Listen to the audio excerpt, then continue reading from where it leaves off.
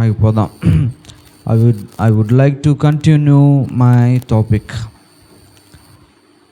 పోయినసారి మనం నేర్చుకున్నాం 2వ తిమోతికి రాసిన పత్రిక 2వ అధ్యాయము 14వ వచనం నుండి మనం చదువుతూ నేర్చుకుంటూ వస్తూ ఉన్నాం.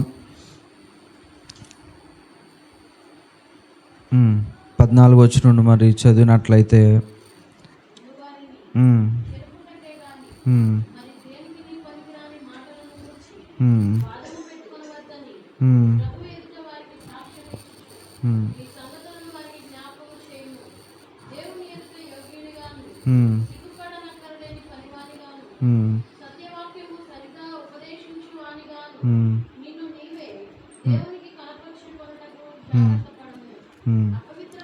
చాలు 14వ వచనంలో మనం నేర్చుకున్నాం. అనవసరమైన వాటి గురించి వాదనలు మనము పెట్టుకోవద్దు. ఆ వాదనలు మనల్ని ఎక్కడికి నడిపిస్తాయి? అపవిత్రతకు నడిపిస్తాయి. ఇంకా అనేక విషయాలు మనం నేర్చుకున్నాం. 15వ వచనంలో పౌలు గారు అన్నారు, యోగ్యునిగా దేవుని ఎదుట మనల్ని మనం కనపరుచుకోవడానికి we should give our best 100%. మనం చేయగలగాలి ఆయన గురించి అని మనం నేర్చుకున్నాం. ఇప్పుడు 16వ వచనంలో పౌలు గారు ఏమంటున్నారంటే, అవాయిడ్ గాడ్లెస్ చాటర్స్ అని చదువు.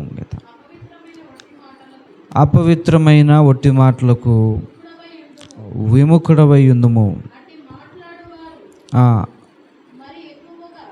అట్టి మాట్లాడువారు మరి ఎక్కువగా భక్తిహీనులగుదురు. చాలు. 16వ వచనం మనం చూసినట్లయితే ఇక్కడ ఒకసారి మనం చదువుదాం. అవాయిడ్ గాడ్లెస్ చాటర్స్ అంటే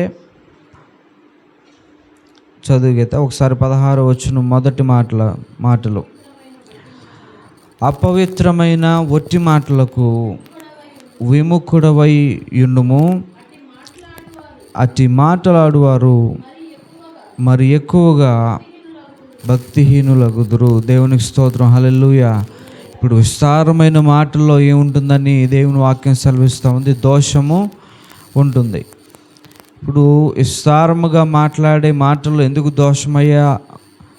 దోషం ఉంటుంది అని అంటే, విస్తారముగా మాట్లాడే మాటలకు ఒక ఉద్దేశం అనేదే ఉండదు.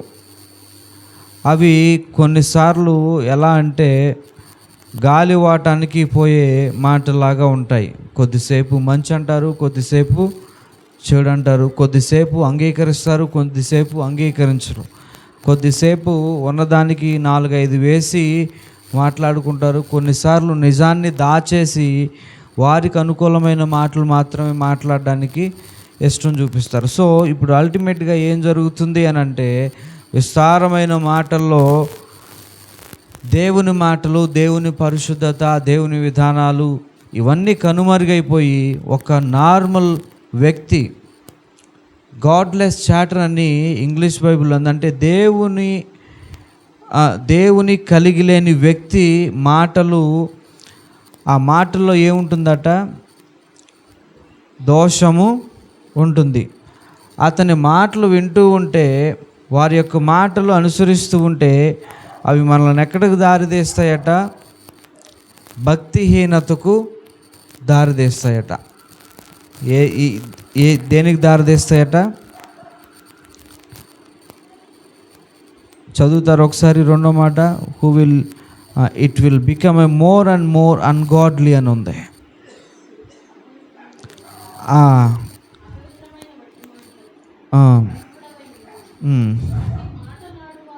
అటు మాట్లాడువారు మరి ఎక్కువగా ఏం కలుగుతుందట? భక్తిహీనత కలుగుతుంది. దేవునికి స్తోత్రం, హల్లెలూయా. భక్తిహీనత గురించి మనం మాట్లాడుకుంటూ ఉన్నప్పుడు మనందరం కూడా వచ్చాం దేవుని మందిరానికి, దేవుని సన్నిధానానికి. మీలో ప్రతి ఒక్కరికి పాస్టర్ గారు ఫోన్ చేశారా? ప్రతి ఒక్కరికి బొట్టు పెట్టి ఏమైనా పిలిచారా? మీకు ఎలా తెలిసింది? మనకెలా తెలిసింది? వాట్సాప్ గ్రూప్లో చెప్పారు పాస్టర్ గారు ఏమని, ఈరోజు ఒక కార్యాన్ని తలపెట్టాము, దాని గూర్చి 2 రోజులు ఉపవాస ప్రార్థన లేకపోతే సంఘమంతా కలిసి ప్రార్థన చేయాలి అన్నప్పుడు మీరందరూ వచ్చారు, మిగతా వారు రాలేదు. ఎందుకు రాలేదు? మీరు వెళ్ళినప్పుడు, ఇళ్ళకు వెళ్ళినప్పుడు విజయ పాస్టర్ గారు ఈ మాట అన్నారు అని మీరు నిర్భయంగా చెప్పండి. అదేమిటంటే, మనం వచ్చాం, రాని వారి పరిస్థితి నేను చెప్పగలనంటే, వారి భక్తిలో ఏమి చొరబడిందో తెలుసా? హీనత్వము చొరబడిందనే నేను చెప్తాను. దేవునికి స్తోత్రం, హల్లెలూయా. వారి విశ్వాసం పలచబడిందనే చెప్తాను. వారికి దేవుని మీద ఇష్టము తగ్గిందనే చెప్తాను. దేవుడు అంటే వారికి భయము లేదనే చెప్తాను. ఒకవేళ ఎవరైనా వచ్చి, అమ్మా నీ దగ్గర ఆధార్ కార్డు ఉంటే అదిగో ఊరి చివర ఒక వ్యాన్ ఉంది, దానిలో నీ ఆధార్ కార్డు నెంబర్ చెప్పి ఒక సంతకం పెడితే మీకు 1000 రూపాయలు ఇస్తారంటే ఎవరన్నా ఆగుతారా? ఇళ్ళల్లో ఎవరైనా ఆగుతారా? మీరు వెళ్ళి చూసినప్పుడు ఊరి చివర కనీసం ఒక 30-40 మంది మీ ముందున్నారు. అయినా సరే ఆ 31వ వాడిగానో లేకపోతే 41వ వాడిగానో నిలబడి ఏం చేస్తామంటే, వంతు వచ్చేంత వరకు కూడా చాలా ఓపికగా నిలబడతాం. ఎందుకని?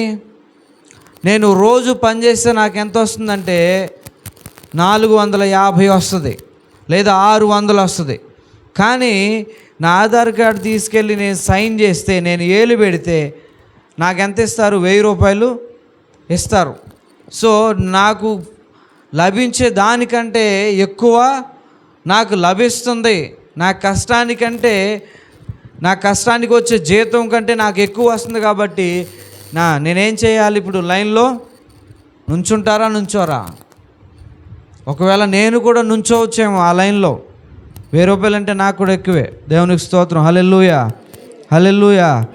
అదే దేవుని సన్నిధానానికి వచ్చి ప్రార్థించండి అయ్యా అని మనం అడిగినప్పుడు, సేవకులు అడిగినప్పుడు, దైవజనుల ఉద్దేశము ప్రకారము ఆయన ఆహ్వానించినప్పుడు ఎందుకు రాలేకపోతున్నావా అని అంటే, ఇక్కడ ఎటువంటి ఏం రావట్లా? 1000 రూపాయలు ఇవ్వట్లా. అదే కదా ఉద్దేశం. మనం వింటాం సమాజంలో అనేకమైన మాటలు, మనం మాట్లాడతాం ఇతరులు చెప్పిన మాటలను బట్టి. పౌలు గారు ఇక్కడ ఏమంటున్నారంటే, మన భక్తిహీనత ఇంకా ఎక్కువైపోవడానికి గల కారణం ఏమిటంటే, ఇప్పుడు చదువు గీత 16 వచనం మొదటి మాట, అపవిత్రమైన ఒట్టి మాటలు వినటం వలనే. అందుకని అంటున్నాడు పౌలు, విముఖుడవై ఉండు. విముఖుడవై ఉండనంటే నీవు వాటి గురించి పట్టించుకోవాల్సిన అవసరము లేదు. ఒకవేళ నేను మందిరానికి వెళ్ళాలి అనే ప్రేరేపణ నా హృదయంలో దేవుడు ఉంచినా, ఏమ్మా వెళ్తున్నావు ప్రార్థనకి? ఈవిడ అంటది, లేదమ్మా నాకు చిన్న పని ఉంది. ఇక వెళ్ళాలి అని ఆవిడ హృదయంలో ఉన్న ఆశ కూడా ఏమైపోతుంది కదా. పైగా మనం వంతులు వేస్తాం, బుధవారం నువ్వు రాలేదుగా అందుకే నేను కూడా వెళ్ళలా, నువ్వు చేయలేదుగా నేను కూడా చేయలా, నువ్వు చేస్తే నేను చేస్తా, నువ్వు వస్తే నేను వస్తా. దేవునికి స్తోత్రం, హల్లెలూయా. ఒకవేళ అనుకుందాం, సేవకులు ఉపదేశించినప్పుడు, సేవకులు చెప్పినప్పుడు రాని వారికి ఒక 10 కొరడా దెబ్బలు అందాం. ఎవరైనా ఒప్పుకుంటారా ఇలాంటి మాటలకు? ఒప్పుకోరు కదా. ఎందుకని? ఆయన తలుపులు వేసేస్తాను అంటున్నాడు, కొరడా దెబ్బలు అంటున్నాడు, నేను వేరే సంఘానికి వెళ్తా. ఇక్కడ బోలుడని సంఘాలు ఉన్నాయి, 4-5 ఇళ్ళకి ఒక సంఘం ఉంది. ఇలాంటి వారి జీవితాల్లో మనం గమనించాల్సినది ఏమిటయ్యానంటే, ఇహలోకంలో ఉన్న మాటలన్నీ కూడా వారి మెదడులో ఉండటం వలన వీరి విశ్వాసం ఏమైపోతుందంటే పలచబడిపోతూ ఉంది. వారి భక్తి హీనత్వం లోపిస్తూ ఉన్నది, హీనంగా మారిపోతూ ఉంది. అందుకనే ప్రార్థించాలన్న మనసు రాదు, సంఘానికి చేదోడు వాదోడుగా ఉందామన్న మనసు అంతకన్నా రాదు. చేసేవారి మీద బురద జల్లమంటే ఈజీగా గంపెడుపు తీసుకొచ్చి పోస్తారు.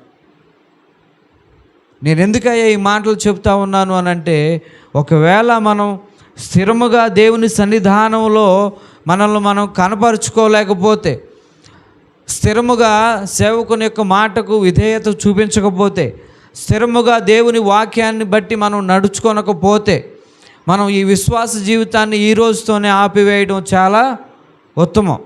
ఎందుకంటే ఇలాంటి తెలిసి తెలియని భక్తి, ఖచ్చితత్వం లేని భక్తి ఎవరికి అవమానంగా ఉంటుందంటే దేవునికి అవమానకరంగా ఉంటుందండి. మాటలో ఏమి లేదు, ఒక పద్ధతి లేదు. ఏమమ్మా నువ్వు చేసే భక్తి అంటారనరా. సాక్ష్యం లేదు. ఎట్లాగమ్మా దేవుని మందిరానికి వెళ్ళి కూర్చుంటా ఉన్నావు? నా సాక్ష్యం లేదు. ఎందుకంటే సంఘంలో ఒక రకంగా ఉన్నాను, బయట ఒక రకంగా ఉన్నాను. దేవునికి స్తోత్రం. హల్లెలూయా, హల్లెలూయా. అందుకే మనం ఎప్పుడు కూడా వెచ్చని స్థితిలో ఉండాలనే ప్రభువు కోరుకుంటా ఉన్నాడు. నులివెచ్చని స్థితి ఆయనకు అక్కర్లేదు. ఇంకా చల్లబడిన స్థితి అస్సలు ఆయనకు అక్కర్లేదు. దేవునికి స్తోత్రం తెలియజేద్దాం. హల్లెలూయా. అందుకనే మనము భక్తిహీనులము కాకుండానట్లు, మన భక్తిలో మార్పు లేకుండానట్లు, ఇహలోకపరమైన ఏ మాట వచ్చినా సరే దానిని వినాల్సిన పని మనకు లేదండి. దేవునికి స్తోత్రం. హల్లెలూయా. మనం వినాల్సింది దేవుని స్వరము, సేవకుల నిర్దేశము, దేవుని యొక్క వాక్యము. ఈ 3 మాటలే మనం వినాల్సింది. ఏం వినాలండి? దేవుని స్వరము వినాలి. మనల్ని నడిపించే ఆత్మీయ తల్లిదండ్రుల నడిపింపును మనము చూసుకోవాలి. దేవుని వాక్యం ప్రకారం మనము జీవించగలగాలి. అప్పుడే మన విశ్వాస జీవితంలో భక్తిహీనులము కాకుండా మనము భక్తి పరులమై ఉంటాము. మన భక్తి జీవితంలో దేవుడిచ్చిన ప్రతిదీ మనం కాపాడుకోగలుగుతాము. తద్వారా దేవునికి మహిమ, మనకు ఆశీర్వాదకరం. కాబట్టి మనందరం కూడా మనల్ని మనం పరిశీలన చేసుకుందాం. మనం నడిచే బాట, వినే మాట, మనం అనుసరించే మాటను కూడా మనం తేరిపారి చూచి అది దేవుని సంబంధమైనదా కాదా, వాక్య సంబంధమైనదా కాదని నిర్ధారించుకుని దాని ప్రకారం మనం నడుద్దాం. దేవుడి మాటలు దీవించునుగాక.